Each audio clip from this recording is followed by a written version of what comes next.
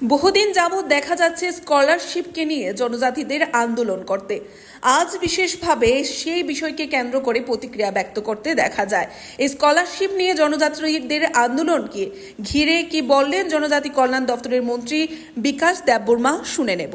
Video report, Tripura news 8। সব media বন্ধুকে good morning. আর দুর্গাপূজার হ্যাপি দুর্গাপূজা। সবাই যেন দুর্গাপূজার মধ্যে শান্তি সম্প্রীতি মজবুত হোক, জাতি জনজাতি আমাদের বন্ধন আরও মজবুত হোক।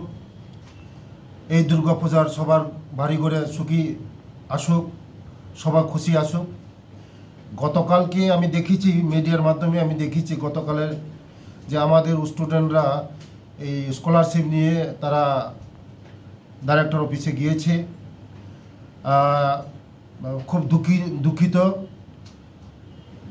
আমি এই ব্যাপারে অনেক দিন আগেই আমি সিগনেচার করেছি। প্রায় 1-2 মাস ধরে এই স্কলারশিপ নিয়ে অনেক ঝামেলা হচ্ছিল।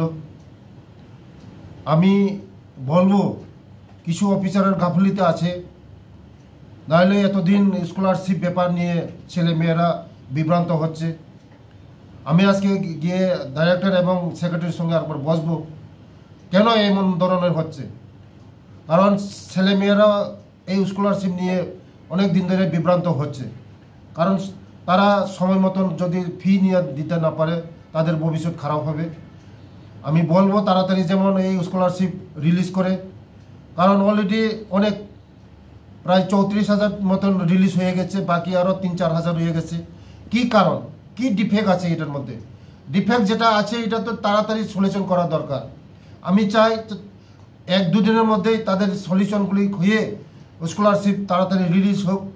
আমি 1 মাস 2 মাস আগে আমি রিলিজ করে দিয়েছি, আমি সাইন করে দিয়েছি অফিসারদেরকে। আমি বলেছি যে এই স্কলারশিপ যেন তাড়াতাড়ি ছেলে মেয়েদের রিলিজ করা হয়, যেটা যেটা ত্রুটি থাকবে এটা তাড়াতাড়ি যেমন কারেকশন করা হয়।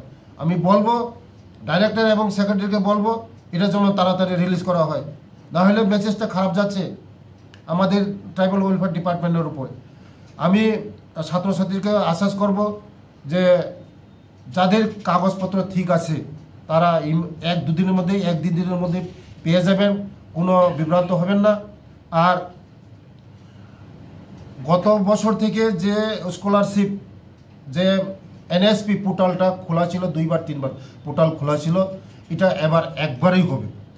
আগামী 31 অক্টোবর, আমি বারবার রিপিট করছি, আগামী 31 অক্টোবর পর্যন্ত এই পোর্টালটা খোলা থাকবে। আমি গার্জেন এবং ছেলে মেয়েদের আমি অনুরোধ করছি, সব কলেজ ইউনিভার্সিটি সবাই যেন 31 অক্টোবরের মধ্যে এনএসপির মাধ্যমে এই পোর্টালের মাধ্যমে সবাই যেন অ্যাপ্লাই করে। আর একটা কথা স্মরণ করে দিচ্ছি, যাদের 2.5 লক্ষ টাকার বাৎসরিক আয় এর উপরে তারা যেমন এই পোর্টালের মধ্যে অ্যাপ্লাই না করা হয়। আর অনেক ছেলেমেয়েরা 2 নম্বরের মাধ্যমে 2 নম্বর করে ফেক করে ইনকাম সার্টিফিকেটটা এই ফেক করে জমা দেওয়া হচ্ছে।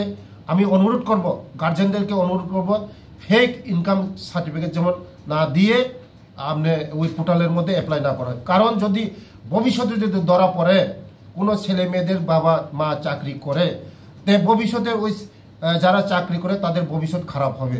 তার জন্যই আমি অনুরোধ করব, সব গার্জেনদেরকে অনুরোধ করব, আপনারা যেমন এই ফেক ইনকাম সার্টিফিকেট দিয়ে জমা না করেন।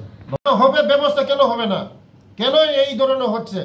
কারণ সরকারের উপরে আমাদের জনপ্রিয় মুখ্যমন্ত্রী চাচ্ছে সঠিক সময়ে সঠিক কাজ করার জন্য, সঠিক সময়ে সঠিক কাজ করার জন্য। আমি আজকে বসবো, বসে কি হচ্ছে এটা আমি দেখব, দেখে আমি আজকে তুরন্ত আমি অ্যাকশন এটা নেব।